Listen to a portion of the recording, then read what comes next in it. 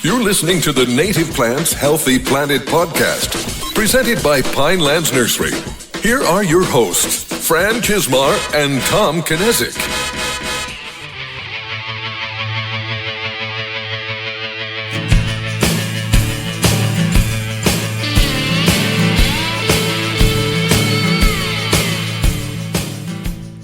Welcome back to The Buzz, brought to you by the Native Plants Healthy Planet podcast, presented by Pinelands Nursery. I am Fran Chismar. And I'm Tom Kinezic, and we are buzzing into episode 210, and we have a lot of juicy native plant stuff for you today, but we have a couple things of follow-up to work on first. Which one do you want to start with?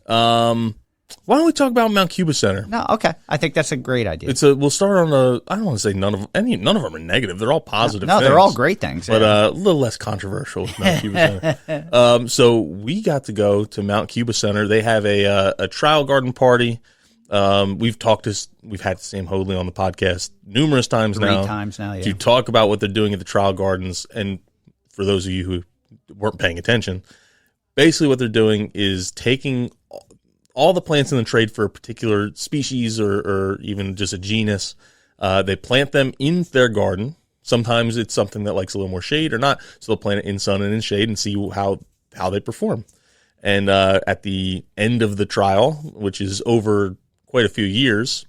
5 years? I think it's 5 years. But it may be more. They'll basically rank. Years? 10 years? Woodies, I think, are 10 years, okay. And herbaceous might be or less. But what they'll do at the end of that trial period is they'll rank how all these species performed on a variety of criteria. And then the criteria may change from genus to genus. You have some stuff that's more like designed for pollinator attraction. Well, they're going to include pollinator attraction for that. When they did their Carex trial, well, it's not really a pollinator species, so that wasn't a criteria.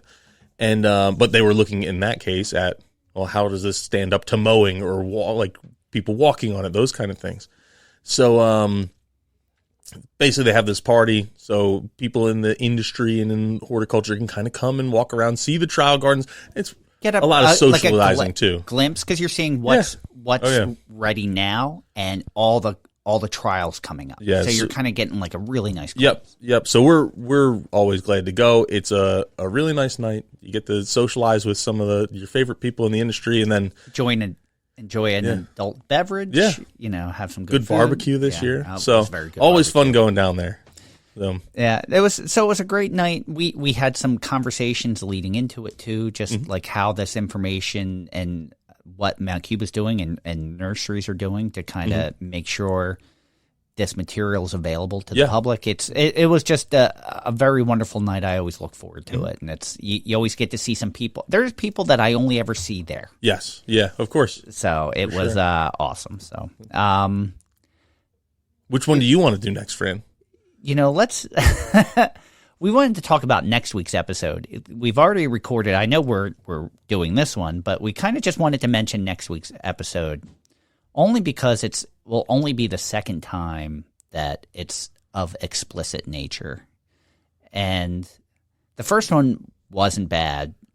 And if you're a fan of the next guest, it's not bad either. It's going to be very welcome. But we just kind of feel like it may be something that you've never heard on our podcast before. Yeah. Yeah, and Fran is kind of like playing a little coy here. Yeah, you can say it. Yeah. We had Joey Santor and Al Scorch. Joey, from Crime Pays and Botany Does It, but Botany Doesn't. They have their TV show, which is called Kill Your Lawn, and we're talking a lot about that. But they're both big personalities and have a lot of fun. I would say it's no holds bar. The craziest episode we've ever had. Definitely the one we've laughed at the most. Yeah. But for those of you who don't enjoy crass language and jokes that come out of left field, it might not be for you. Give it a taste. Yes. Give it a taste. It's matched Fran and my personality because we like to laugh and not take ourselves too seriously. They're kind of in the same area. You'll learn a lot as well. The people that are fans that have kind of, because we've mentioned this on the last podcast and it's come up in our Facebook group, the people that are fans cannot wait. Yes. They cannot wait to hear this episode, and they were really shocked that we're having them on. I had my... If you had to...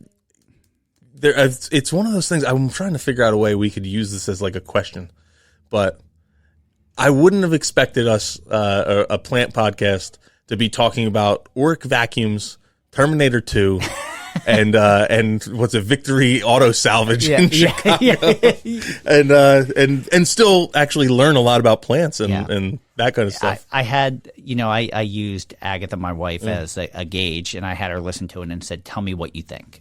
And she listened to it and said, I could have done without some of the language, but you can tell how intelligent Joey is and how passionate he is, and I learned a lot. Yep. And she goes, and it was very entertaining, and it was. We laughed a lot. Like when we ended that episode, like I kind of felt like it was like a shock and awe.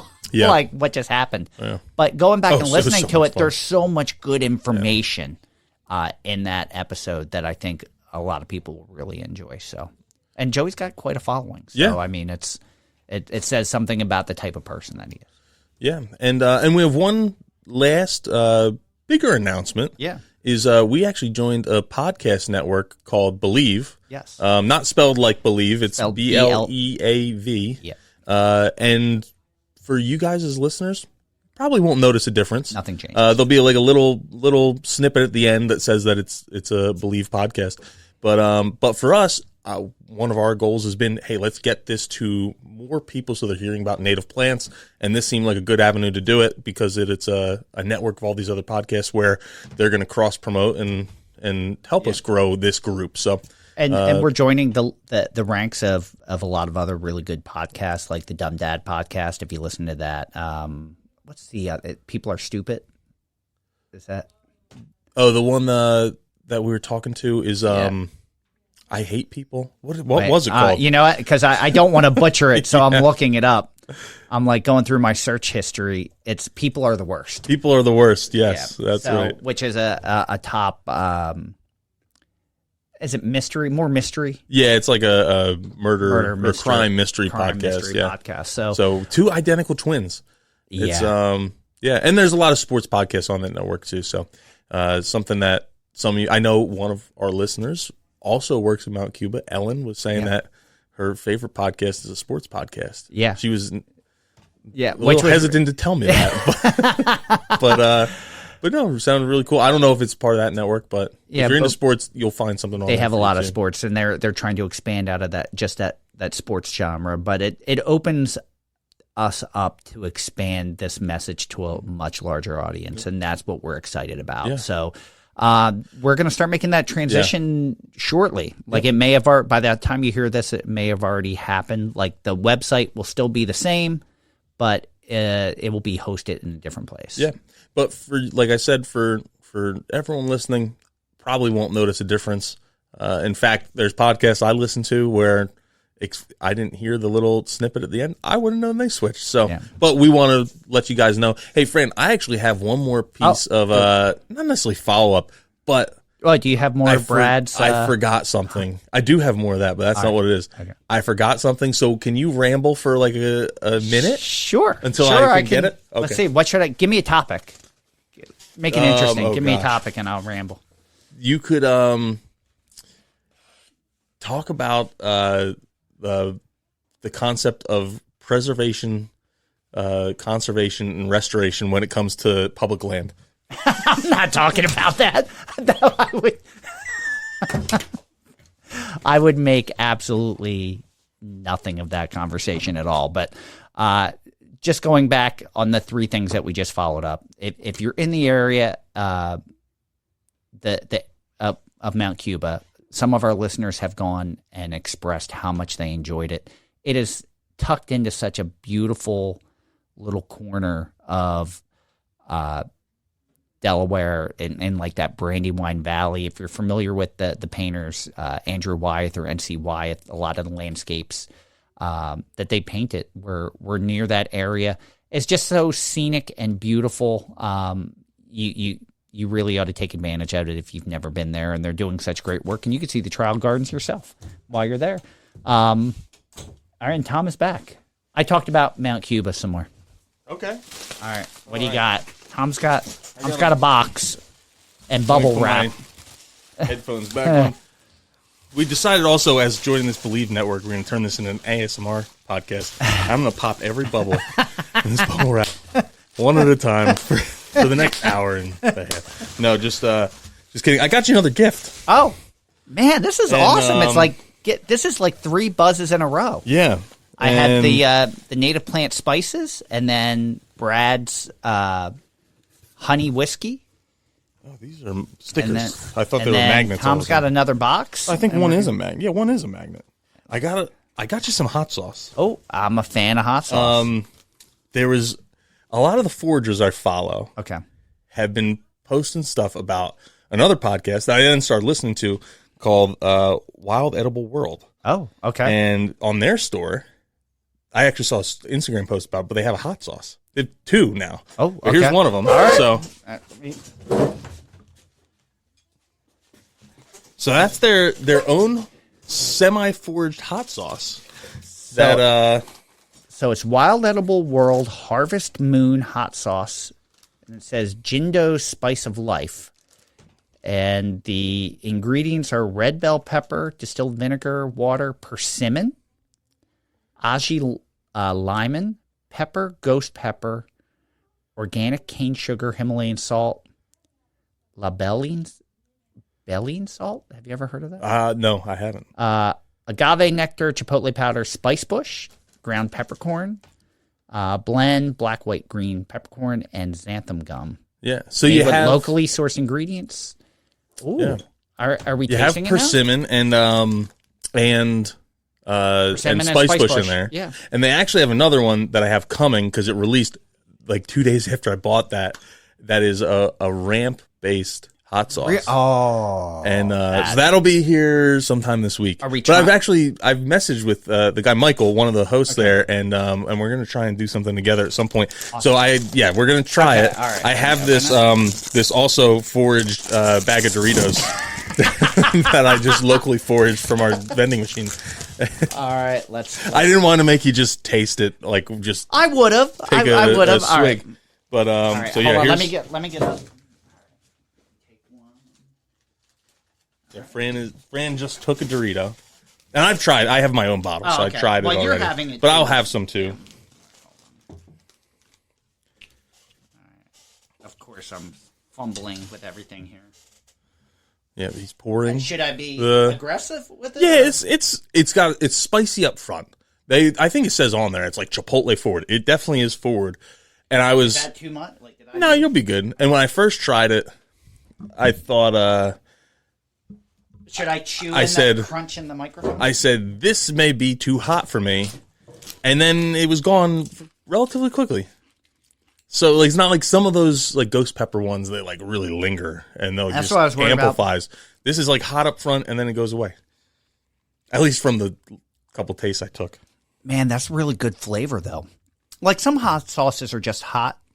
Yeah. And you walk away or they're all right, that one I just started to get in the back of the throat a little bit.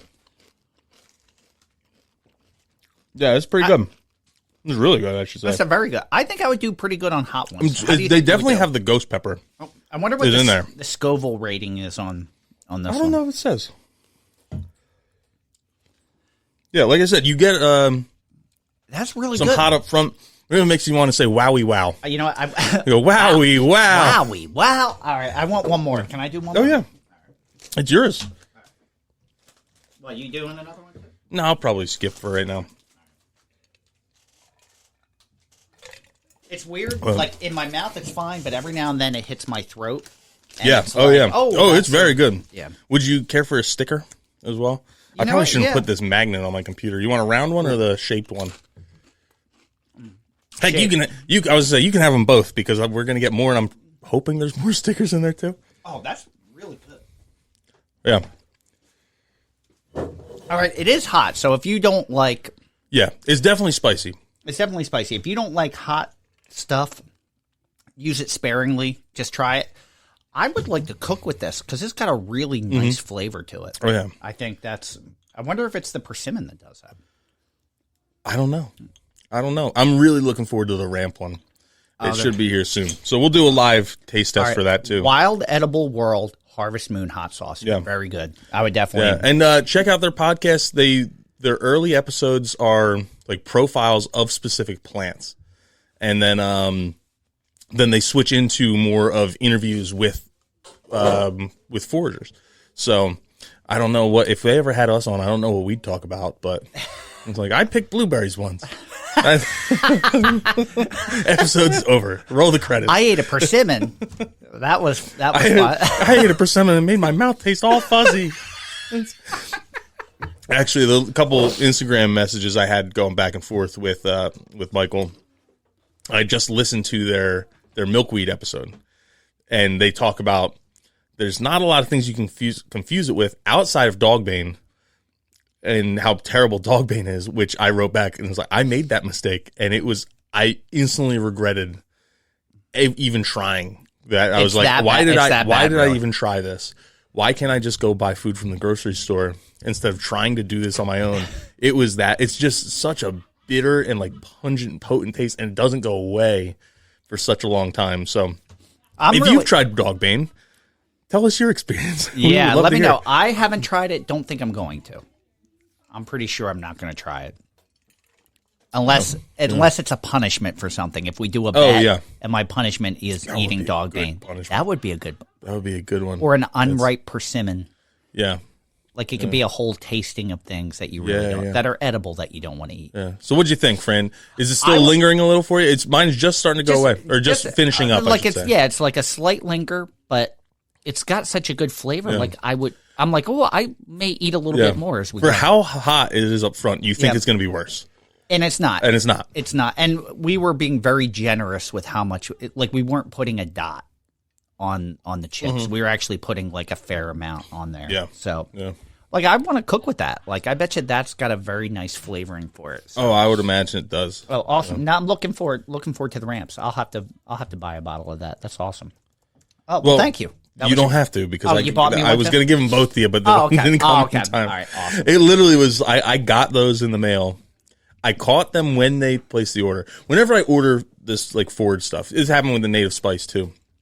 I said, I bought it, and then I messaged the person. I didn't want to be the other way around and look like I'm looking for handouts. Yeah. So I bought it. I messaged them, say, hey, can I talk about this on our podcast? And then, and in both cases, they were really excited about it. I caught them on the day that they were shipping. So I ordered, and it like literally 5 minutes went by, and the shipping label was printed, and it went out the door. Awesome. And the next one, I received that in the mail, and then the next day is when the ramp ones went up. So that's fantastic. Yeah, it's I'm good really stuff. enjoying that. Good stuff. That's good stuff. All right, so now we'll get into all of our plant-related action. Not that we haven't been talking about plants.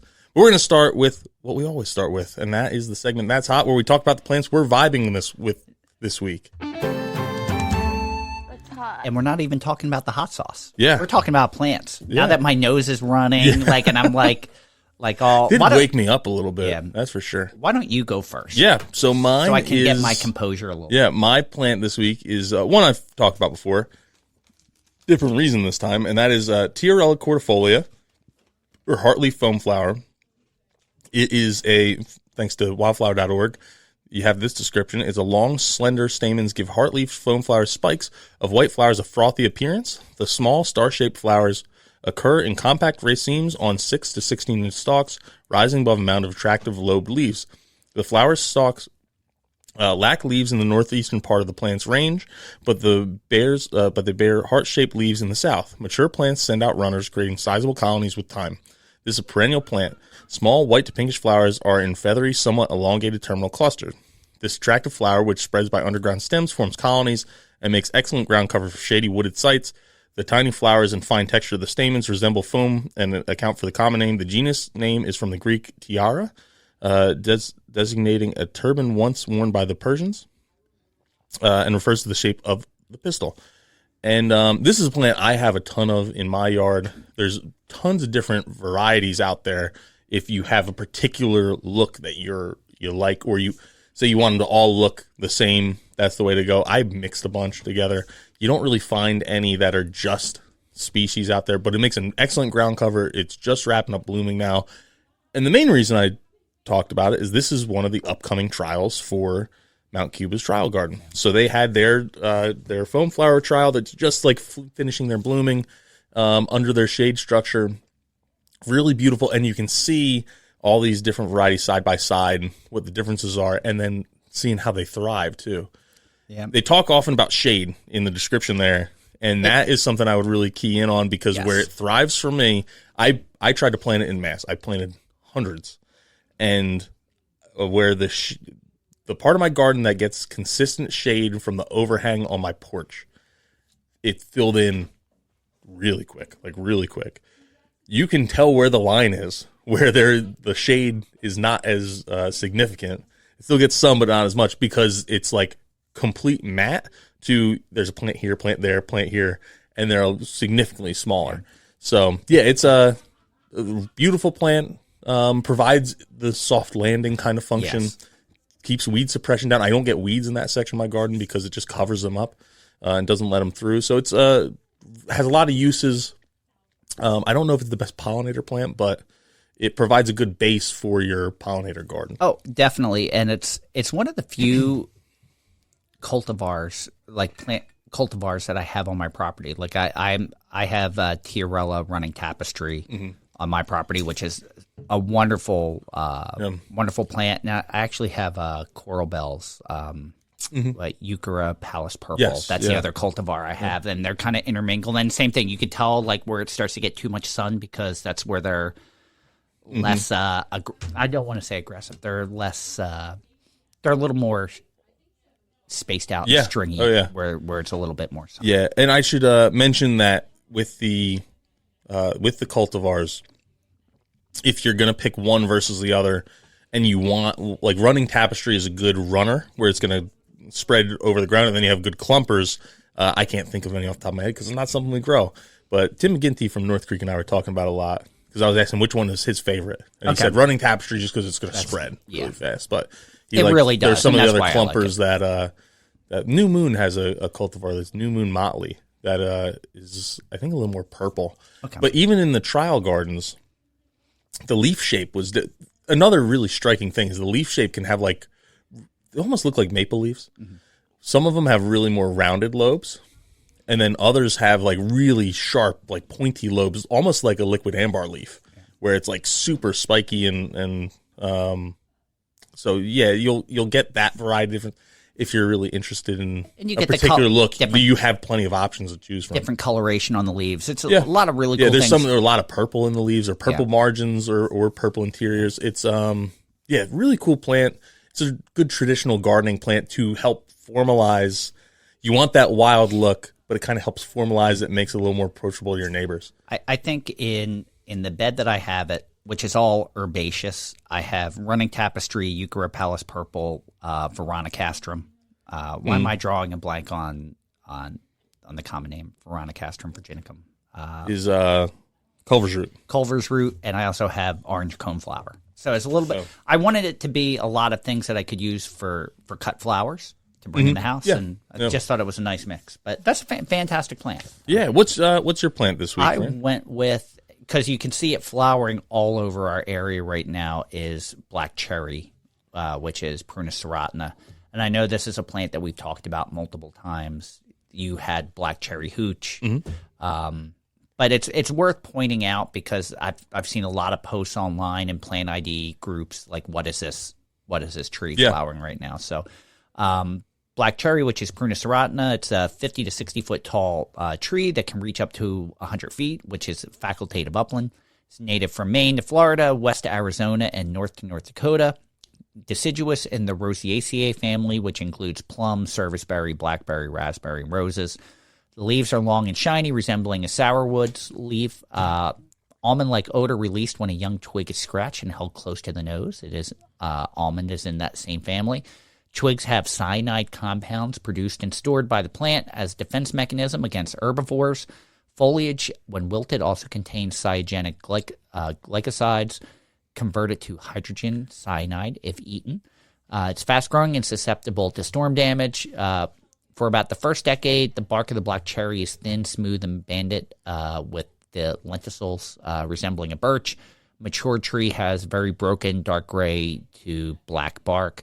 Flowers April through June. Flowers give rise to small reddish black berries or drupes that are a 1/4 inch to 3/8 inch in diameter and are bitter. Seed production begins around 10 years of age, becoming heavy at 30, continuing up to 100 years. The seeds dispersed by birds and bears when they eat the fruit. It has a yellow to red fall color, prefers full sun to almost part sun to almost full sun, can live upwards to 250 years. Several species of flies, flower beetle, and bees, including honeybee, work blossoms for pollen and nectar. More than 450 species of Lepidoptera that are supported by the leaves, flowers, fruit, and branches. Fruit are eaten by passerine birds, game birds, red fox, black bear, raccoon, opossum, squirrels, and rabbits. Larval host of the eastern tiger swallowtail, cherry gull azure, viceroy, Columbia silk moth, promethea moth, small-eyed sphinx moth, wild cherry sphinx moth, banded tussock moth, banded edge, prominent spotted apatalote. Is that it? And not to mention, you can make black cherry cordial from the berries. And this information was compiled through A Native Plant Every Day. Yeah, fantastic. It's a mouthful. Yeah. I started reading it, I'm like, I wrote way too much on this one. There's a lot of, well, it's on It's on one of Doug Doug Tallamy's top 5. Yeah. top 5 for a reason with all the Lepidoptera that use it. So. No, totally. So 2 great plants. Like if you have the space or the conditions for either or, they're great. You know, not everyone has room for a 60-foot tree, but I have one right on the end of my backyard. My neighbor has one that just started to fruit last year. And the birds, like as soon as it fruit, the birds were fighting in the tree for the fruit. So. They tend to come up pretty readily on their own. Yeah. But one of the concerns, and I don't know the exact specifics on this, but is for the fruit, typically for cherries, you need that cold period, a certain amount of chill hours. And I'm assuming that's the same for this black cherry. But we've seen recently in years where you don't get as many chill hours or cold time, it doesn't produce as much fruit. Or fruit at all. So there's been years where it did not produce fruit where you had a warm winter. Out of the last 5 years, I think we've only gotten viable seed 1 to 2 years. Yeah. We've had a good 3 years where we couldn't produce a plant because we just weren't getting cold enough in the winter. So that's something to keep in mind as, you know, I'm sure, I mean, it's native to Florida, which is interesting. Yeah. So I just wonder how it fruits there compared to here. Yeah. Well, it could just be that it's the genetics in those require less of a chill hour. Because with like fruiting cherries or orchard cherries, you have that difference. Like you can have stuff that you can put in like southern climates that require fewer chill hours, where stuff that's you can maybe some of the better choices for tasting wise need more, so you can only grow them further north. Very true.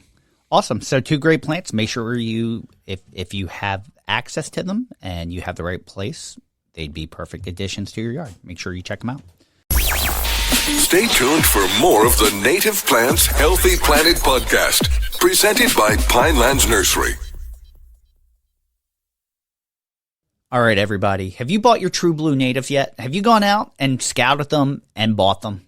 Tom, have you bought one yet? I have not bought one, but I know where I'm going to go. I'm going to go over to Speckle Farms. My buddy Jim has Farmer Jim. He sells them over right around the corner from me. He's right around the corner. I know Magnolia Garden Center by me has them. So our friends at Centerton were nice enough to share some photos of some crops that are ready and just about to go out the door. If you're looking for things like coral honeysuckle or the Appalachian sedge, look amazing. Oh my gosh, I haven't seen them that nice in a pot before. Swamp milkweed, like these things look fantastic. They're not going to be around long, and they're wonderful looking plants, and they're fantastic natives with so many wonderful benefits. Yeah, and you're going to find them at your traditional garden center that you're used to going. They're in a bright blue pot, so they're easy to find, and they have their nice TrueBlew label that is so recognizable as well.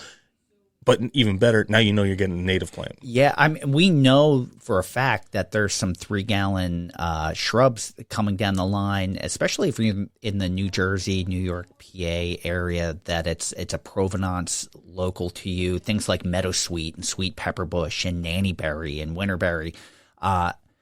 And not only are they native and benefit and local ecotype, but they're going to look beautiful too. So, I mean, what I want to see is we've had some people in the Facebook group post some photos. I want to start a revolution. I want to see photos of your TrueBlew Natives, hashtag TrueBlew Natives, and that's TrueBlew. Let's see them, and don't just post them in the Facebook group. Put them on all your social medias. Tag, use the hashtag. I want to be able to search that hashtag and see photos from our listeners all over. Yeah, so if you haven't bought your TrueBlew Native yet, you can find a dealer near you by visiting www.bluelabel.com. That is BLEW label.com. And you'll find a variety of garden centers that carry the Blue Label line and more specifically the TrueBlew Natives line near you. Welcome back to the Native Plants Healthy Planet podcast, presented by Pinelands Nursery. I'm thinking it's probably time. Just looking, we've already talked for half an hour. Yeah. We should probably move on to this or that. You can get with this, or you can get with that. So we do have a winner. And I didn't update what last week's were. Oh, yeah, of course you did. Yeah, I did. Mine was on the Biden-Harris administration and restoring habitat, putting out money to restore habitat. And mine, I believe, was on native plants being sold in the Toronto area of Canada. I think you're right. It was like a native plant movement in Canada. So, is the score right? Or is the score is right? Okay. I just put it in. Gotcha. So I of course I didn't look to see what last week was, but we have a winner, and the winner is Tom, 11-4, overwhelmingly. We were just saying that there hasn't been very many close votes in the last probably 4 to 8 episodes. Mm-hmm. They've been blowouts one way or another. Yeah. So people are opinionated when it comes to some of this stuff. But regardless, you get to pick whether you want to go first or second. Yeah, I think I'm going to let you go first. Yours is a mouthful. Mine is a long article, and the only reason I'm going to try to read the whole thing is because it is it does have a paywall. Yeah. So I don't know that our listeners are going to be able to. I couldn't find it anywhere else where, like, you can get a free subscription or like a free trial period to read it. But the name of my article is actually changed, which I thought was interesting. When I first saw the article, or was first told about the article, it was called Enough with Saving the Honeybees. But by the time I copied and pasted this one, if you have Apple News as part of like your Apple One subscription, you can read this for free. So that's one way around the paywall. It's now called The Great Honeybee Fallacy, and this is by Ellen Cushing of The Atlantic. Again, like I said, it's probably like I'm going to read like 3 pages, so it's a little bit of a mouthful, but it's a good article. Everyone for so long has been worried about the honeybees. Governments, celebrities, social media users, small businesses, multinational conglomerates. In the 2 decades or so since news emerged about the American honeybees were disappearing, all manner of entities with a platform or a wallet have taken up and abandoned countless other causes, but they can't quit trying to save the bees. In 2022, at least 18 states enacted bee-related legislation. Last year, a cryptocurrency launched with the intention of raising awareness and support for bee conservation.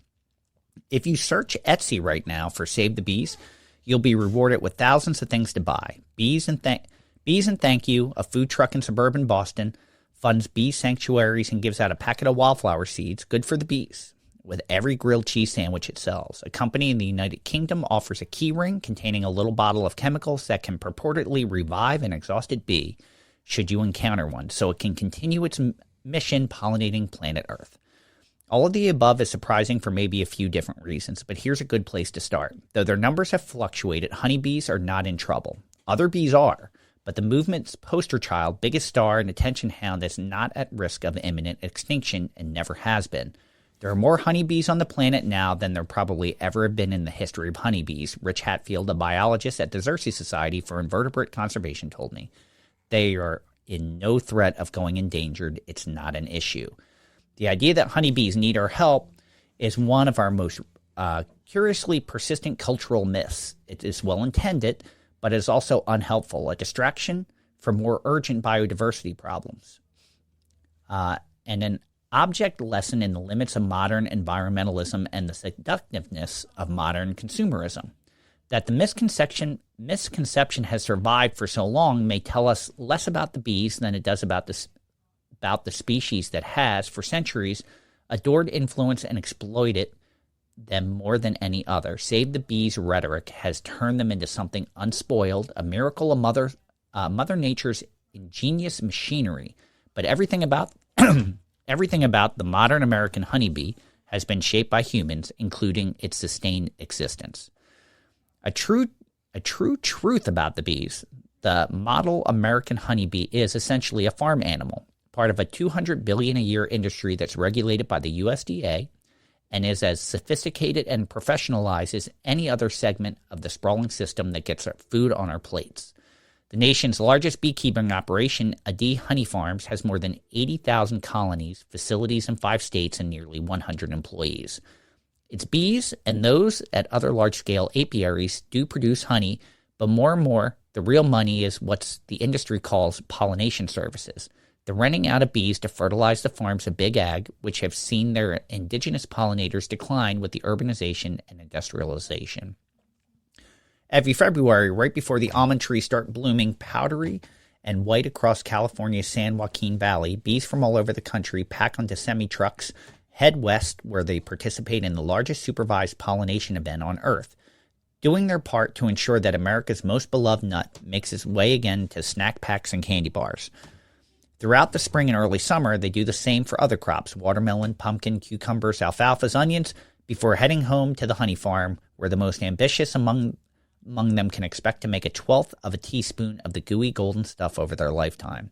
In the early 1990s, when Adi started renting out bees for industrial fertilization, that income accounted for about 1/3 of its revenue, with honey making up the rest. Now the ratio is flipped. As that transition was happening, another force threatened to rearrange the industry even more dramatically. Worker bees were flying away for pollen and never coming back, abandoning their hives, queen and young, like a lousy husband in an enduring cliche. No one could figure out why. Some blamed a common class of pesticide called neonicotinoids, which are toxic to bees. Others zeroed in on the stress occurred by all that trucking of beehives around the country for pollination. Maybe it was the warmer winters, or malnutrition, or the parasitic varroa mite, or a sign of the rapture. This was not the first time bees had gone missing en masse. In 1869 and in 1918 and in 1965, farmers had reported similar phenomena, giving names such as the spring dwindle and disappearing disease in the scientific literature. But it was the first time that such an event reached full-scale public crisis, or that knowledge of it spread much beyond the insular world of farmers, beekeepers, entomologists, and agricultural regulators. In retrospect, it was a perfect moment for the predicament like this to effloresce into panic. Is it effloresce? Yeah, effloresce into panic. There's a lot of big flowery words in this article. And of course, it is about bees, Fran. Very, very true. And of course, I'm getting the the counteraction of the hot sauce, where I'm starting to I don't know, I'm having, it's not too hot. Withdrawals? Not withdrawal. But I'm getting all Do I need to pop some more bubbles, Fran? Yeah, I think you might have to. Social media had recently birthed an immensely powerful way of both disseminating information and performing one's values loudly and publicly. An inconvenient truth, Al Gore's feature-length climate change call to arms, had become one of the highest-grossing documentaries of all time. Michael Pollan was at the peak of his powers, having just published The Omnivore's Dilemma, which laid out the consequence and quantity of choices facing contemporary eaters. Americans were newly aware of the terrifying fragility of our food systems and newly in possession of robust ways to talk about it.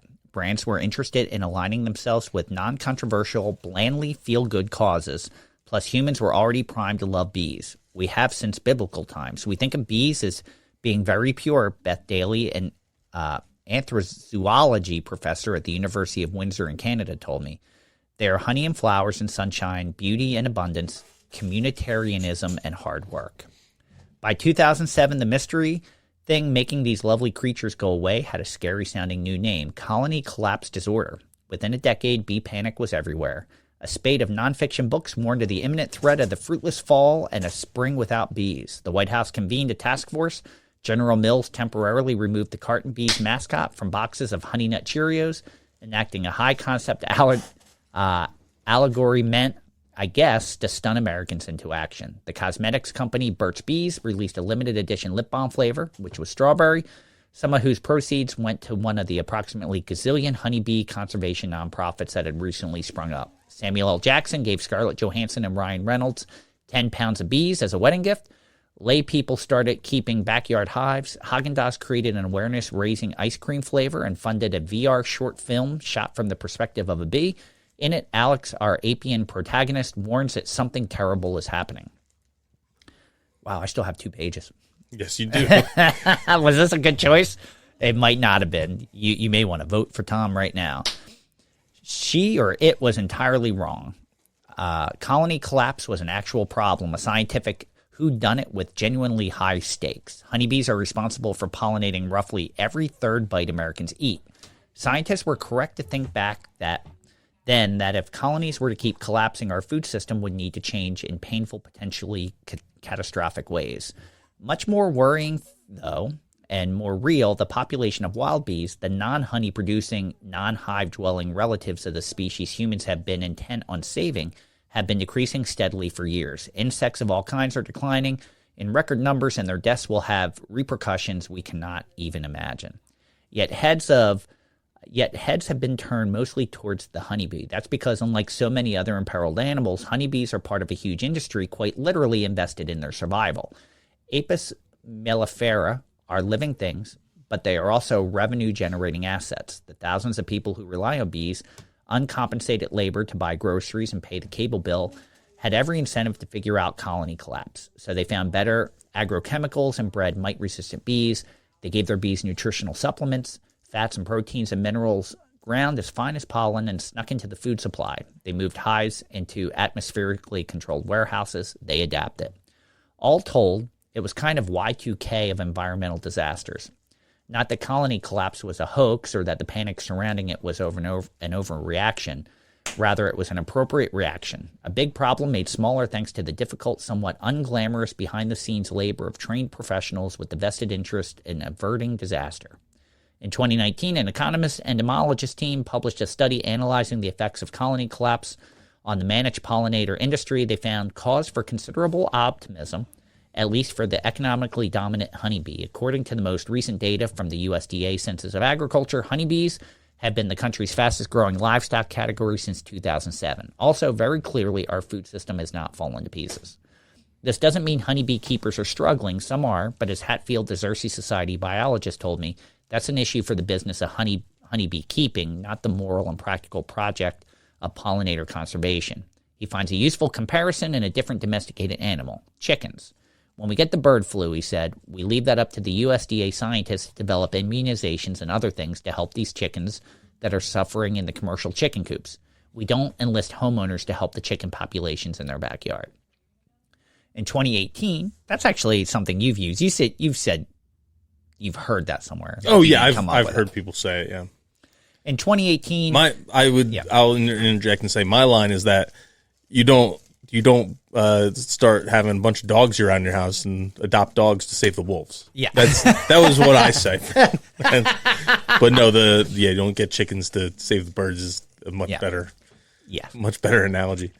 In 2018, Siren Sumner, a WASP scientist and fan, conducted a survey of 748 people, mostly in the United Kingdom, on their perceptions of various insects.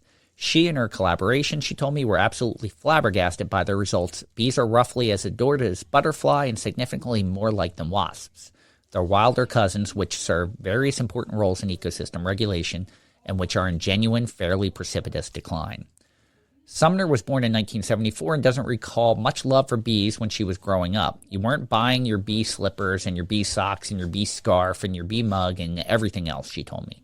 Today's craze for bees, her research suggests, is mutually reinforcing phenomena. People love bees because they understand their importance as pollinators. Because people understand their importance as pollinators, it's easier to fund research and write magazine articles and publish children's books and engage in multi-platform brand campaigns about animals that people are already fond of. Honeybees are, in point of fact, amazing. They have 5 eyes, 2 stomachs, and a sense of smell 50 times more sensitive than a dog's. They do a little dance when they find good pollen and want to tell their friends about it. They're feminists, and obviously they dress well. They produce a near universally like substance. They do not have to die for it. Loving bees and wanting more of them in our food system is simple. Engaging meaningfully with the cruel, complicated reality of industrial food production or the looming, life-extinguishing horror of climate change is not. I swear I'm almost done. To save the bees is to participate in an especially appealing kind of environmental activism, one that makes solutions seem straightforward and buying stuff feels virtuous. Worried about vanishing biodiversity? Save the bees. Feeling powerless about your mandatory participation, be it the consumption required to stay alive in agricultural systems that produce so much wreckage, so much waste, so much suffering for so many living things? Save the bees. Tired of staring at the hyperobject? Save the bees. When we are grasping for ways to help, we tend to land on whatever is within arm's reach. In the 17th century, when what is now called the American honeybees was imported from Europe, large-scale industrial agriculture did not exist. Farms were surrounded by wild flora and powered by non-machine labor without pesticides and chemicals, fertilizers, which also did not exist. Bees lived, ate, and pollinated all in the same place. They built their nest in untilled soil and unchopped trees. Even if farmers could have trucked them in, they didn't have to. But as farming changed, bees became livestock, then itinerant laborers, there to meet the needs of the industrial system that created those needs in the first place. Their numbers have always oscillated based on our demands. In the 1940s, when sugar rationing made beekeeping extraordinarily profitable, the bee population swelled. As soon as the war was over, it fell again. In 2024, thanks to the efforts of the professional beekeepers and to a lesser extent backyard hobbyists, they're faring better than ever. Now, the industrialized world that made and saved the honeybee as we know it is being called on to save other insects, the ones that are really in trouble. That will be trickier. When you ask experts what a layperson should do for all pollinators in 2024, they have a lot to say. Use fewer insecticides, inside and outside, convert mowed lawns into habitat that can feed wild animals, reconsider your efforts to save the honeybee, not just because it's a diversion, but because honeybees take resources from wild bees. Buy organic and look for food grown using agricultural practices that support beneficial insects. Get involved with efforts to count and conserve bees of all species. The experts do not think you should buy a lip balm. What they are getting at, an inconvenient truth, America does not have an insect biodiversity crisis. It is old and big, much older and much bigger than colony collapse disorder, and so are the solutions to it. The best require returning our environment into something that looks much more like the place that first American honeybees encountered. Having a backyard beehive isn't the answer to what's ailing our ecosystem, because having a backyard is the problem. Buying ice cream from a global food conglomerate isn't the answer, because buying ice cream from a global food conglomerate is the problem. The movement to save the honeybees in a small attempt at unwinding centuries of human intervention in our natural world and undoing the harms of the modern food system without having to sacrifice too much. No wonder so many of us wanted to believe. That was a mouthful. Oh, it sure was. Yeah. But I think it echoes many of the sentiments that we have said over 210 episodes. Yeah, it's the big one being that honeybees don't need our help. They already have help from the beekeepers. Yeah. It's this points it out. It doesn't directly, as far as I remember hearing, it didn't directly like point a finger at it, but it drew some examples where it was, you have capitalistic behavior where people try and saying, hey, I want to make money off of saving the bees. Yeah. And yeah, maybe they were giving a portion to a charitable donation or a charitable organization, but it was a financially motivated thing, not a.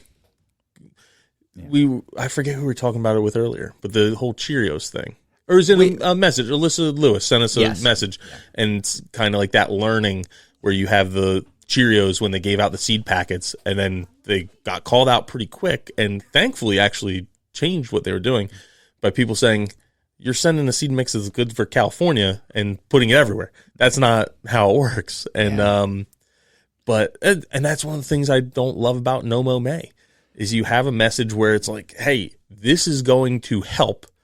And it's true in some places. It does help. Yeah. But overarchingly, it's not doing much or helping much if it's helping at all. And that was definitely the case with the whole Save the Bees campaign, which is still going on. Yeah.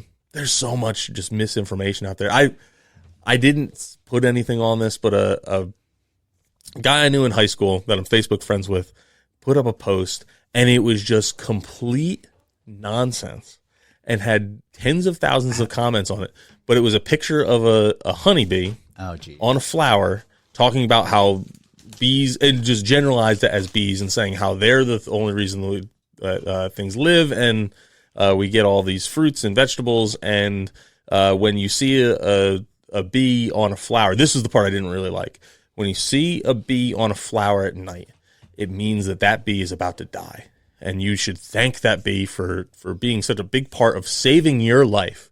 And I'm like, there's tons of bees that just sleep on flowers. Yeah. It's like, there's more bees than just honeybees. That may be the case with honeybees. I don't know when honeybees go to die, maybe they're doing it sometimes on a flower. It's an old bee saying their last goodbyes to its lovely flower and doesn't want to be a burden to the rest of the hive. So I'm just going to go die out here. It's not, I don't think that's really how it works. But you have a lot of native bees that will sleep in flowers or underneath flowers. Yeah. So was it raising awareness to bees and how we should care for bees? Sure. But it was a bunch of nonsense. It was like not very, very little of it was actually true. And I didn't comment on it, but the tens of thousands of comments were all like, "Oh, amazing! I see them all the time on the flowers at night, and now I'm so sad knowing that they're just going to die. And I wish there was something I could give them to make them live longer."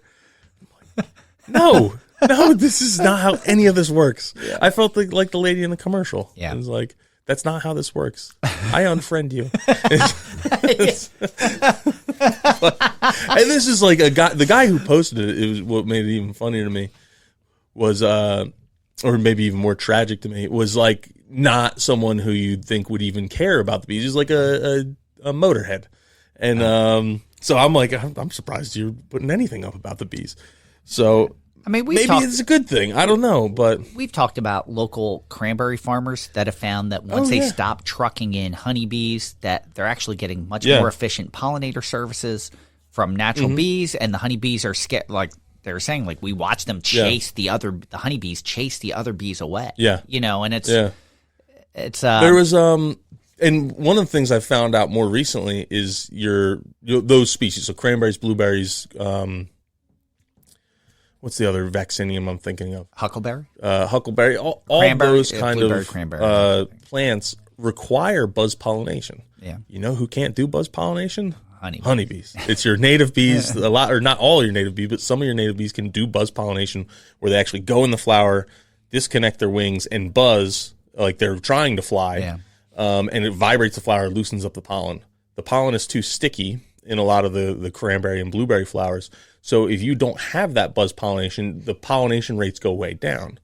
There's a cranberry grower I know who was telling me where he was thinking about this. He's like, I'm going to try and track other pollinators in. I don't know if he ever gave up honeybees. He wanted to, but he was like, it's a big roll of the dice. But he was saying, like, I get the delivery, all the honeybee hives come in, and none of the honeybees go towards the cranberries. They all go out in the woods. Yeah. So it's like, so it made me think, are they actually doing anything? Another blueberry grower I know, he's the one who's always telling me, oh yeah, he was getting a degree in biology, had a lot of entomology classes with Dr. Dan Duran, who's been on here. And because of that, he had an interest in insects. And he's like, I'm sitting there out there watching my blueberries, and I'm watching honeybees chase the native bees away. And I don't see them pollinating at all. So he was someone who actually did roll the dice and found out not only did his pollination rates go up, the pollination happened earlier. So he was able to get, and I've told this story a bunch, his crop was riper sooner, which gives you a premium when coming to the market. It happens with a lot of the fruit. The first ones of the market get a higher price because there's more demand. There's more pent up demand where people are like, oh, I can't wait for fresh blueberries. Whether it's at the grocery store or actually to you pick. So he's like, so I can open even just a few days sooner than my competition. That gives me a leg up because I can charge a premium. I'm getting in before other people, and then maybe they're not going to visit some of these other farms. They're coming back to me.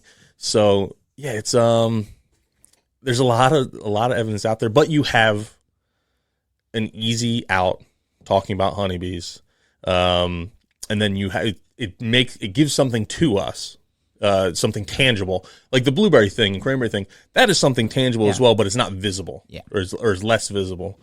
Where or I shouldn't say tangible. It's something that gives back to us, but it's not physically there. It's like, okay, I don't get a product from you that I can consume and is also delicious. Where with honeybees you do, but you have a lot of money and marketing behind honeybees. It's and I shouldn't say a lot, but you have more than wild bees do.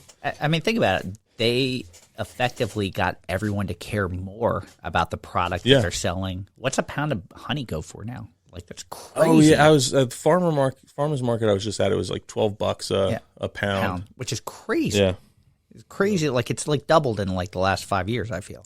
And I love honey. I think honeybees are great for their purpose. Yeah. But don't tell me you're saving the bees because you're buying honey and supporting an apiary, or you're keeping backyard bees on your own. Yeah. And I don't. This again, going back to the no mow May thing, and why I don't like that messaging is I know people who have got into keeping honeybees to save the bees because they say I need to do something for the pollinators, and this is what helps. But now that they're hearing this other messaging saying, oh, that's not actually helping, they get defensive and say, oh, no, I am helping. Don't tell me I'm not helping, because I am helping, even though the evidence is stacking up more and more against that. I think there's plenty of people out there who recognize that, hey, I do this because it's fun. I love getting the honey. I love making a little extra money, selling to the community. But I also recognize that it's not saving the pollinators. Some of our listeners are beekeepers. Some of my best friends are beekeepers. I'm not against beekeepers. I think it's a great thing. It's a great hobby to do. I love anyone who can be more connected with their food. I think is a great thing. But let's talk about the truth. Where's a documentary on that? Like, who's going to make that documentary? Yep. I would like to see that documentary. Yeah. Maybe can we make it? The other thing, so in support of a lot of why I would say go and spend a little extra money to buy honey at your local farmer's market, or for someone that you know, or you've met, or you've seen, or is somewhere near you, versus getting at the grocery store, is most of what's coming from the grocery store is coming from overseas, is what I'll say, but realistically it's China is where most of it comes from, and a lot of that gets cut. Even though when we've had embargoes on Chinese honey, which I don't know if we have one now or not, but even when we have, basically they would say, oh, we're going to ship it to Thailand, and then it's Thai honey or a different country, Singapore, another like Pacific country, and it would ship over under the guise that it was from that country, but it was actually from China and cut with sometimes like poisonous things, sometimes just not like corn syrup and innocuous things.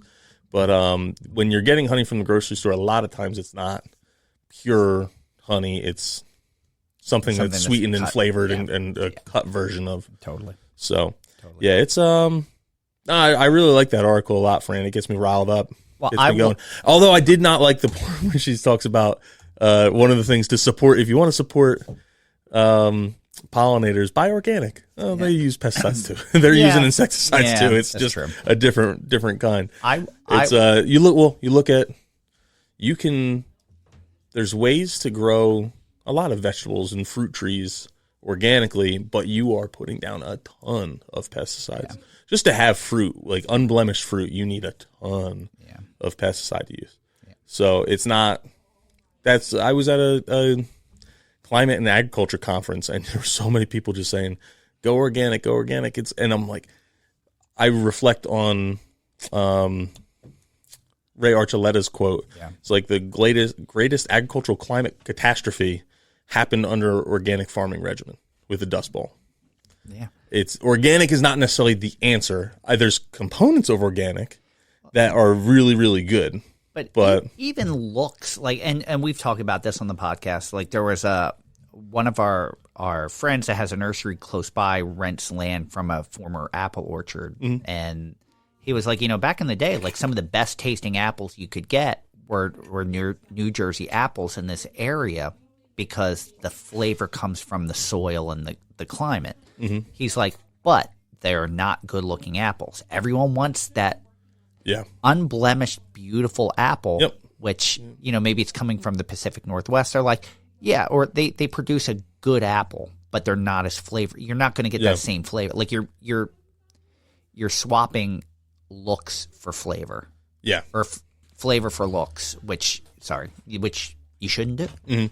Where I would key in on the organic thing, because I'm not anti-organic either. Either am I. If you're going to buy organic, buy it from a farmer's market, a local farm to you, where you can talk to the farmer and meet the farmer and ask them about their practices, kind of have that relationship, because the things that are marked organic at the grocery store are basically grown the exact same way as your conventional crop. They're nutritionally, they've done tons of studies. There's no difference nutritionally. But it's become a marketing technique. And that's what, when we talked with Taylor from Rome Ranch, and Force of Nature Meats, that was a big thing, is that going to happen to regenerative too? I already see farmers using the regenerative tag when they really aren't using regenerative practices. Yeah. Are they incorporating soil health into the mix? Maybe. Are they incorporating native plants into that mix? Most times they aren't. Yeah. So I don't know, where do you actually put the definition of regenerative? Because organic, it's already gone. That's out of the, so, and there's places that I know that are not technically, they're using organic practices, but they aren't certified, and I like them better sometimes than I do too. The ones that are actually organic. So, all right, we're already an hour in. I know. What do you got? My article is, you got me fired up with that one, Well, Fran. you know what? I almost decided to do, I was even thinking about not having an article because I loved yours so much. Thank you. Well, I'm going to share who shared this article with me during my listener shout-outs. Yeah. So my article this week is from Entomology Today. It's from about 3 months ago now. And it was titled, "For Ash-Dependent Insects, Some Plants Make Good Alternatives, But Others Don't," by Andrew Porterfield. Came out in early February. And with all the ash tree stuff that's going on in New Jersey and the surrounding area, I thought this was a really, it's been on my list of things to talk about, and I figured I'd use it today. All right. A lot shorter than yours. I'll put that out there too. That's a good balance. See, you picked a shorter so I'll read one to some, balance out my and then give some more of my thoughts. So, across the northeastern United States, the ash tree has been heading towards extinction since 2002. That year, the emerald ash borer, native to northeastern Asia, was first identified in Michigan. Since then, landscape managers, horticulturists, and entomologists have been looking at alternative plants to support species of Lepidoptera, which is moths and butterflies, that have evolved to depend on the ash. But finding the right plant can be challenging, as evidenced in a study published in January, Environmental Entomology, which found that at least for 3 species of ash-dependent moths, alternative non-native plants vary significantly in their effects on the moth's larval development. The study was led by Grace Horn as part of the undergraduate thesis at Colby College in Maine, in collaboration with researchers at the Caterpillar Lab in New Hampshire and the Oak Spring Garden Foundation in Virginia. I was just visited there. Yeah. Horn is now a PhD student in entomology at University of California, Davis. Most insect herbivores have evolved to feed on just a small number of plant types, compared to many regionally native plants capable of hosting large communities of locally adapted insects. Herbivores introduced invasive plants generally support less biodiverse food webs and host fewer insect populations than native. I don't know how you cogeners. Cogeners would make sense. Congeners. Congeners is what I'm going to go with. Go. The author's right. To see how that adaptation could work amongst ash-dependent insects, Horn and her team tested 3 types of hawk moths on native ash. The insects represent just 3 of nearly 300 arthropods and 100 lepidopterans that associate with ash. They also tested their developmental reactions to 3 alternative plants: lilac, weeping forsythia, and European privet. The researchers reared 3 ash specialist moth species, which I'm not going to pronounce, from hatching to pupa stage. During the summer of 2020 in southern New Hampshire, they raised 154 of the Seratoma angulosa, 123 Sphinx calmiae, and 166 Sphinx chericis, caterpillars on the host plants in a laboratory. To confirm their laboratory result, the researchers also placed 6, what would that be, Seratoma angulosa caterpillars on field trees. They also conducted field surveys along urban or suburban roads of alternative host plants, identifying caterpillar species on those trees. Larval growth for all 3 species varied greatly by host plants. Perhaps the biggest surprise for us was just how variable the responses were, Horn said. For example, Sphinx calmiae did quite well on lilac, but Sphinx chericis perished entirely on the same plant. We expected that these I forget how I said it before. Congeners might have had similar tolerances of the non-native plants, but this was not the case. Specifically, caterpillars raised on non-native plants took longer to reach pupation than those raised on ash. 2 of the caterpillars showed higher mortality rates on non-native plants than on native ash. In addition, despite normal caterpillar growth, most pupae of the 3 species reared on privet exhibited malformed wing buds and were probably not viable. This malformation was another major surprise, Horn said. We attributed this to some sort of nutrient deficiency, but further work will have to be done to elucidate.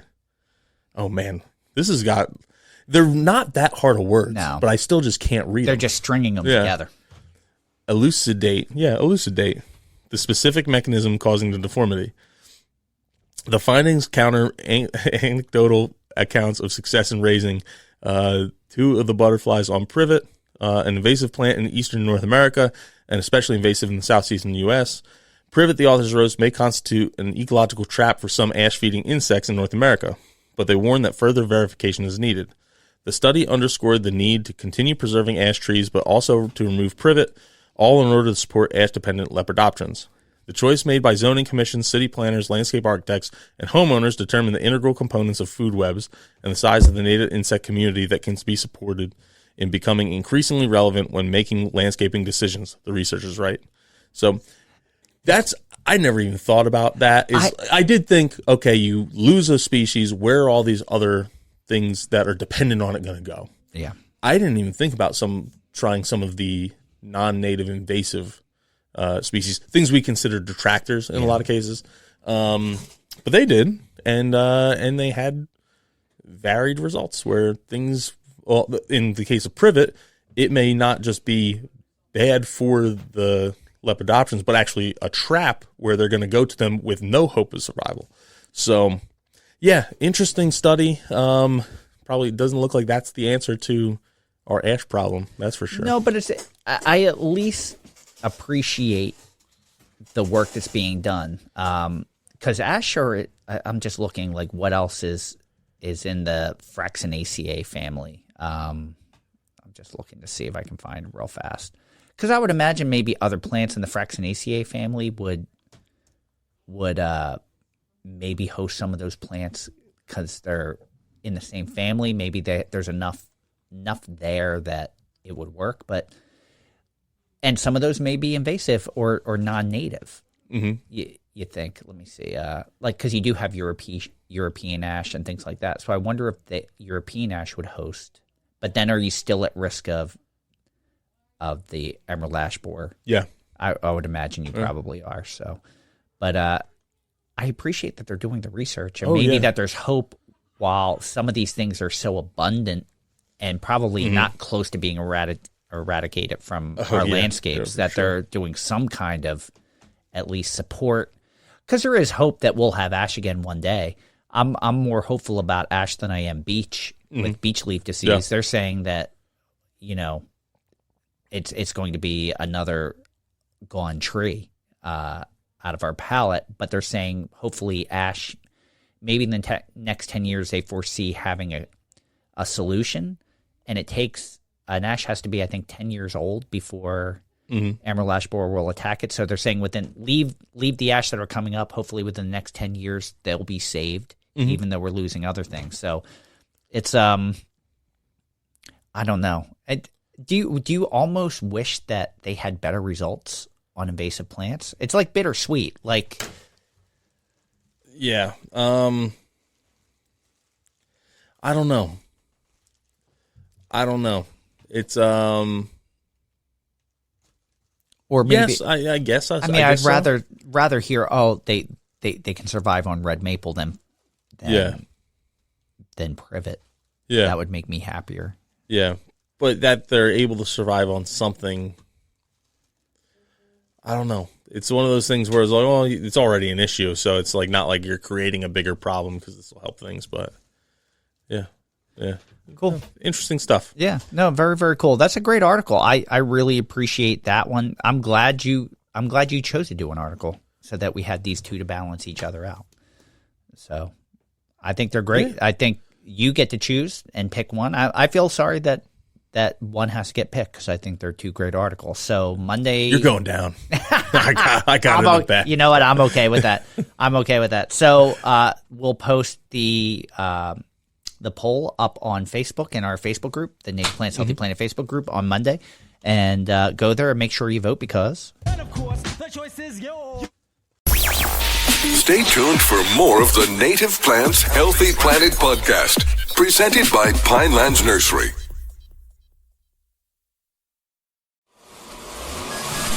Welcome back to the Native Plants Healthy Planet podcast, presented by Pinelands Nursery. So I guess we should probably do some listener shout-outs. Oh, yeah. All right. Listener, shout out. Like we mentioned before, like the quantity has gone down a little bit since we're no longer giving something away. Although we did get some more 5-star reviews on Apple, but just nothing that they didn't write anything, so we can't give anyone a shout-out. I'm going to give a shout-out this week to Jason Blowers. One, for supplying my article for me this week and sharing that with me. Secondly, because I've been pronouncing his name wrong all these years. I've been saying Blowers, and it's Blowers. So I just wanted to give a shout-out pronouncing it properly.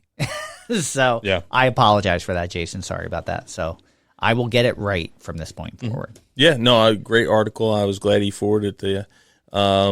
And then for me this week, I had Garden Mama on Spotify on the Return of Michael Curran episode. Wrote, as always, highly informative. We had Odile, not Odile, like I usually say, Odile. Commented on 2 episodes, the Eclipse It and then the Meat Force of Nature.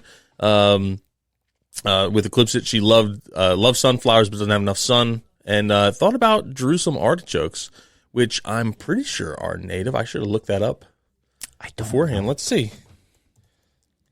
Well, it helps if I spell Jerusalem right.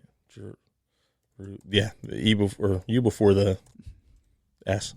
Jerusalem, not just Jerusalem. I got to type artichoke too. Jerusalem artichoke, native range. I feel like I've heard that they're native here.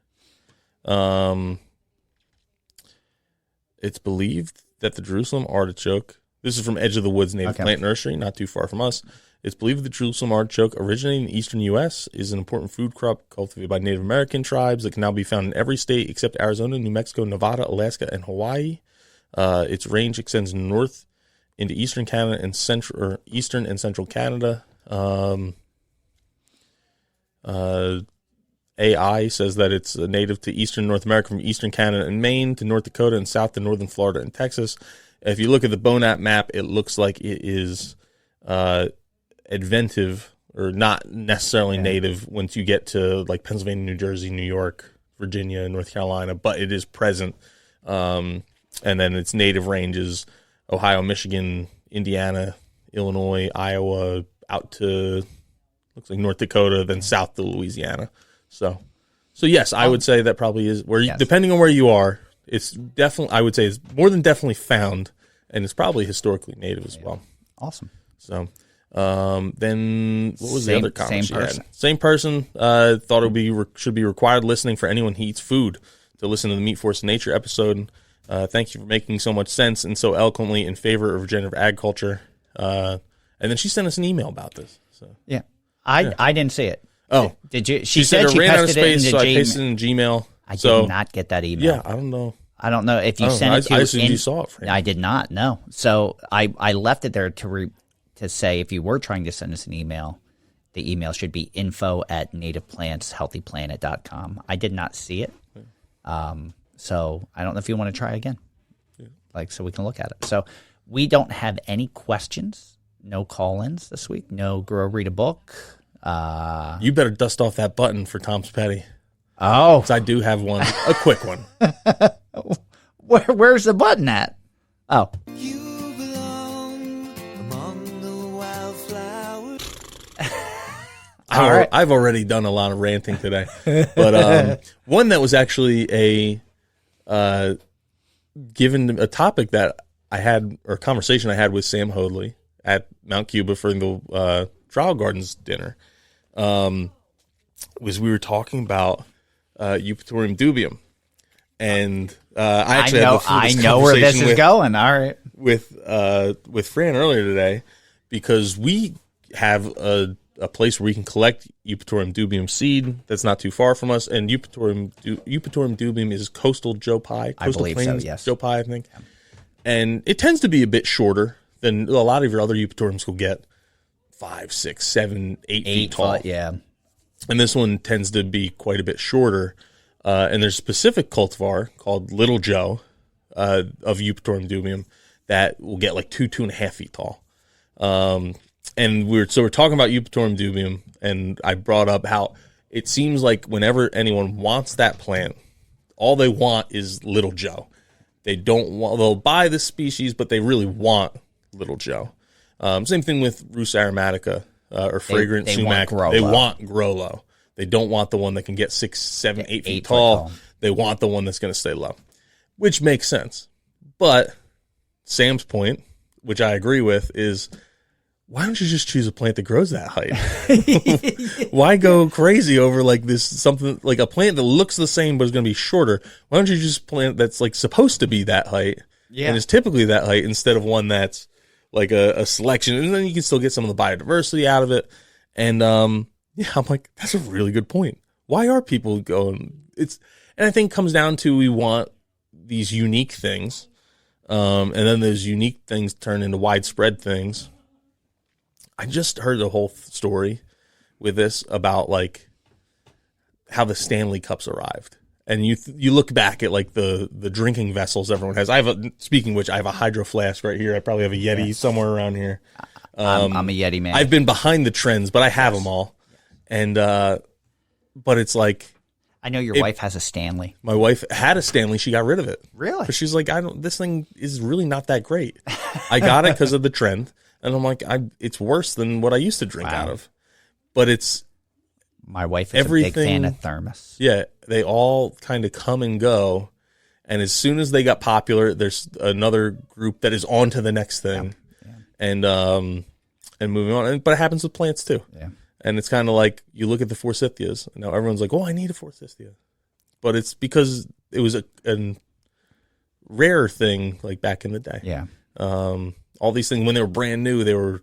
And like you had a handful of people had them, and then all of a sudden there's a mad scramble, and everyone has them, and you're no longer special. I remember for having those things. An acquaintance who's probably like 15 years older than me was saying back in Levittown, where I grew up, that there used to be trucks, like steak bodies, that would drive around with plants on the back, kind of like in the Ice Cream Man selling plants. Mm-hmm. And his father had said like, dwarf Alberta spruce were considered rare. It's like, I have this rare plant, and it's and now you can see one just about most home fronts adorning either side of the door. So no, it's that's a good rant. I think that's a really good rant. So get a plant that's supposed to be that height. Yeah. Don't try and get something that's like forced. And if you want like something it, go ahead. If you want something that gets 2 foot tall, buy 2 to 3 foot. Buy an echinacea. Yeah. Buy a rudbeckia. You don't need to, because I think I'm looking it up. I think it says that Eupatorium dubium gets 3 to 5 foot tall. Yep. So, yeah, good point. That's a very good point. Yeah. I like you bringing that up. So you're on a roll today. There you go. You have really good stuff. Take it to the bank.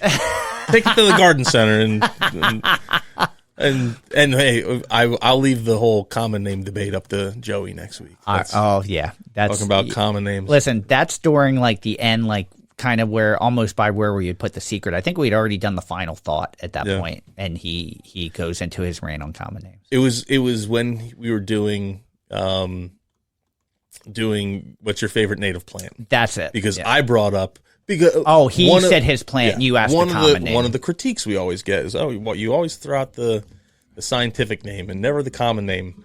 So I was just trying to help because I'm like, I know people are going to complain that there's not only was it just a common name or just a scientific name, it was one that is a little bit more rare. And I threw it out there and say, is that this? And we had a good enlightening discussion, and I really agree with him on. But to make it more approachable, I'll keep saying the common names from time to time just to double up.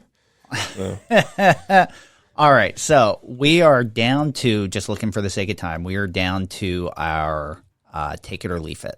And I left you a link just in case. I know you're familiar with this term, and we have a lot of listeners that are really in love with this term also. I don't even know how to pronounce it correctly. Miyawaki forest method. I think I'm pronouncing it correctly.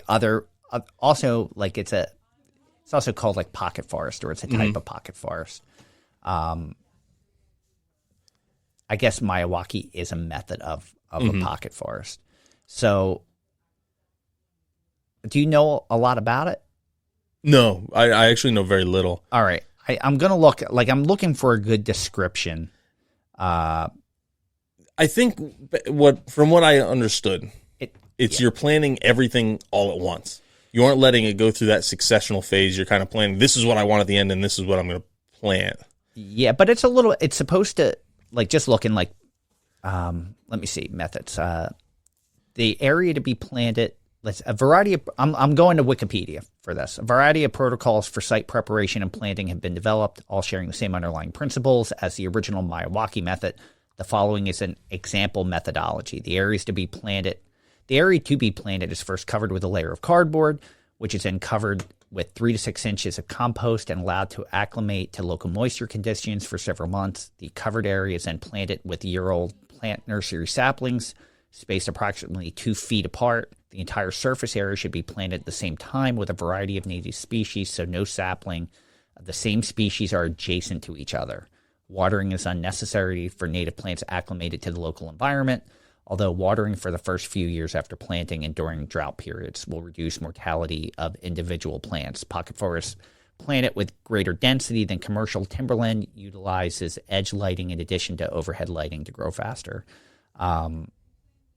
So I'm just looking at potential problems that they actually list in Wikipedia also. Miyawaki developed the method as a means of replenishing forest soils by allowing dead leaves and twigs to decompose in a moist wood-rotting ecosystem. The process may be less successful in dry or fire ecosystems where nutrients are recycled as ashes. The dense pocket forest forms a capture mechanism for wind-blown embers. Dried ground litter is an ignition source. So fire is the big thing. But much higher density, much diversity, like different species all next to each other, so you're not kind of putting them all together. You're getting that diversity and letting them kind of weed each other out as they go, and you're getting the leaf litter to kind of replenish the soil. So we have customers that do this. We have clients of customers that have done this. Just your thoughts.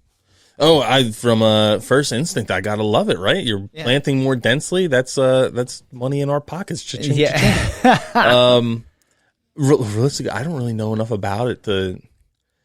I think have a strong feeling either way. I kind of had this discussion with one of our listeners, and we both kind of felt the same way. Is that if you have a small area, and this is developed to do a lot of small areas too, and we've seen this, there's some in North Jersey that are being done, and they're highly visible and have been very successful. I think if you have the time and the money to do it, by all means, it's proven to work. It is a great method. I don't know how scalable it is when you think of when you're dealing with restorations or if you're dealing with municipal areas that you're going to get, you have the same kind of time or money to do that. And, and you have the means to cut through to be able to do this or keep people out. I think if you can do it, that's wonderful. Should you be limited to just this? No. Yeah. Because it's not always practical. Yeah. And I guess that's the thing. It's one of the tools in your toolbox. If it works and you can make it work, I think it's a great thing. Yeah. How can you say no to that? Like it's really like there was a lot put into it to develop it. But I don't know if you're doing a 15-acre restoration, if it's like if you're going to, if it's scalable to that means. Yeah. And I don't know if it was ever meant to be scalable, like, because you can do this in a very small area. I think it was more done for like, there's a reason why it's called a pocket forest, you know, for small areas where you can get the most diversity and replenish the soil. I just think it's wonderful if you can do it, but it may not always be possible to do it. Oh yeah. So no, That's all interesting, Fran. Yeah, that's all I got. All right, cool. Well, that is going to wrap us up for today. We thank you for everyone for joining us and listening to this Buzz episode of Native Plants Healthy Planet presented by Pinelands Nursery. We hope you enjoyed it.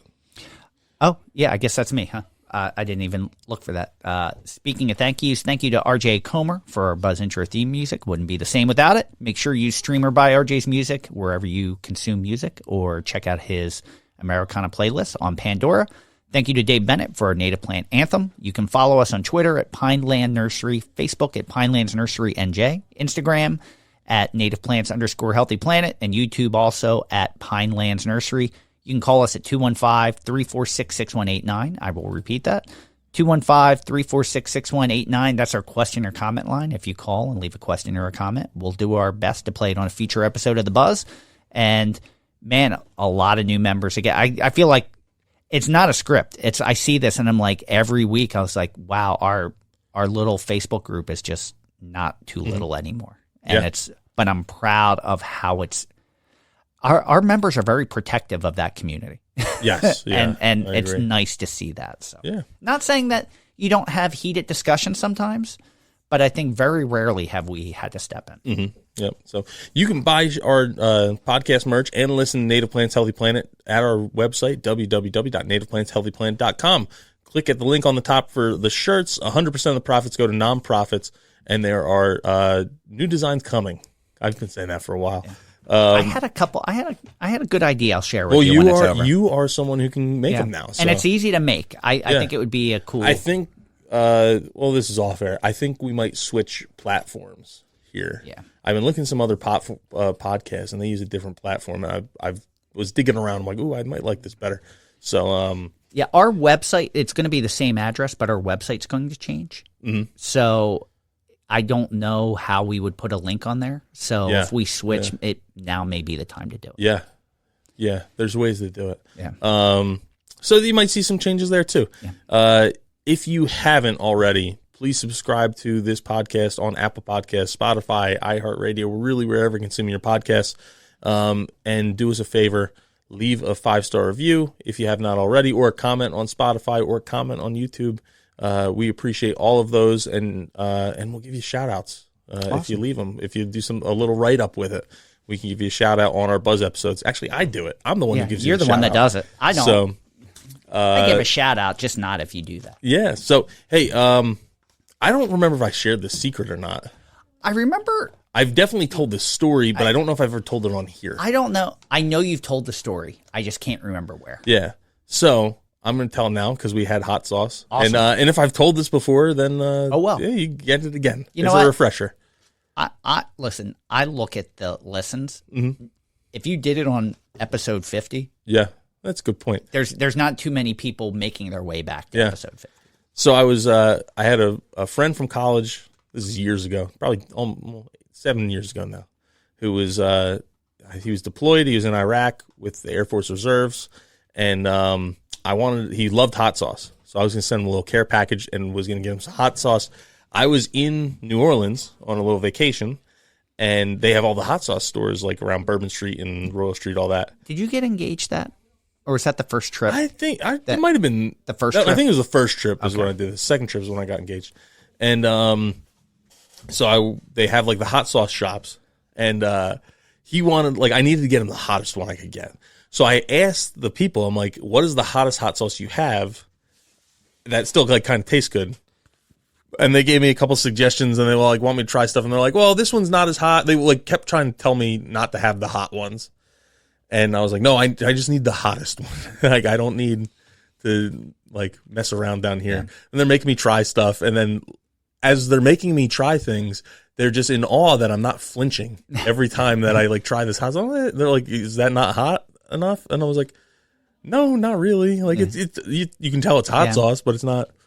So eventually they bring me over to their little plexiglass case and say, these are the hottest ones we have in the store. And there was someone who had like, is like, literally looks like they're dying in the corner, just like bright red, sweating, panting, and just had tried one of these hot sauces.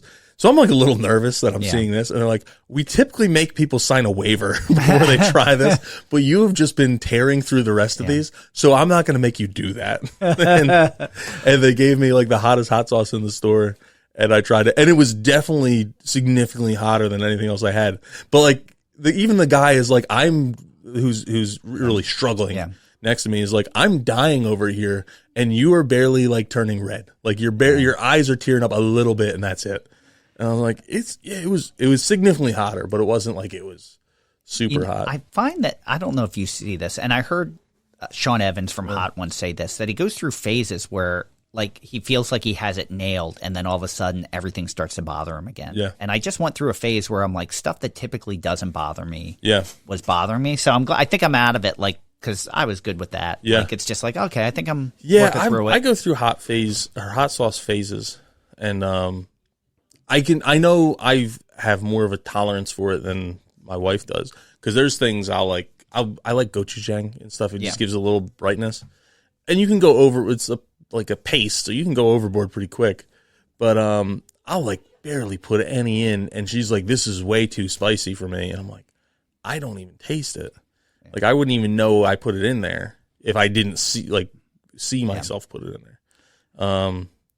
But then like jalapenos always get me. Jalapenos are just like way spicy for me, but I can eat a habanero no problem. So we had, I don't know if I've ever shared this story with you, but so we had one of our company picnics, and you had a truck come in that was they were making tacos. Yes. Yeah. So they had we've had them a number of times, but they only had these the first time. They had these small peppers that they were grilling that you could use as like a garnish. Yeah.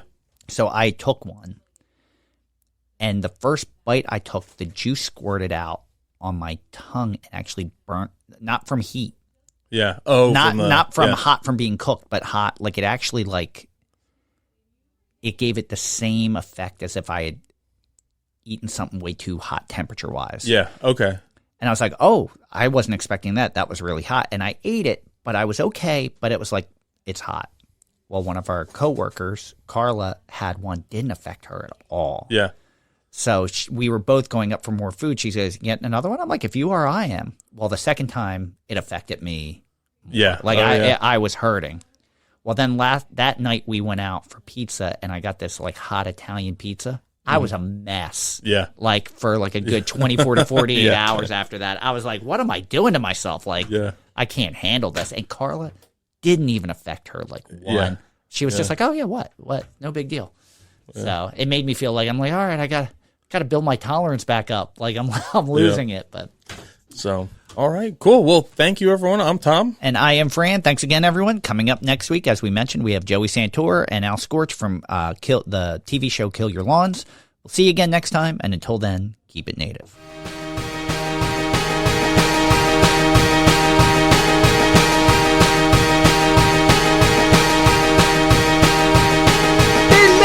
Woods, wetlands, and dales grows a bounty of beauty that never fails. Our native plants, so diverse and so rare, treasures of our land beyond compare. From the ferns below, soaring oaks above, each plant has a place each family's love. Monarch caterpillars launch milk, wheat so tall, bees buzz about, sipping nectar fall. Oh, native plants, how you grace this land in your diversity.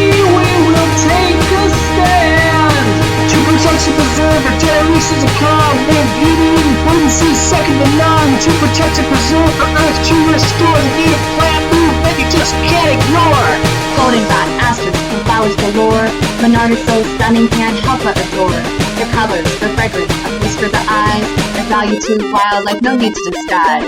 Native plants, how you grace this land. In your diversity, we will take a stand.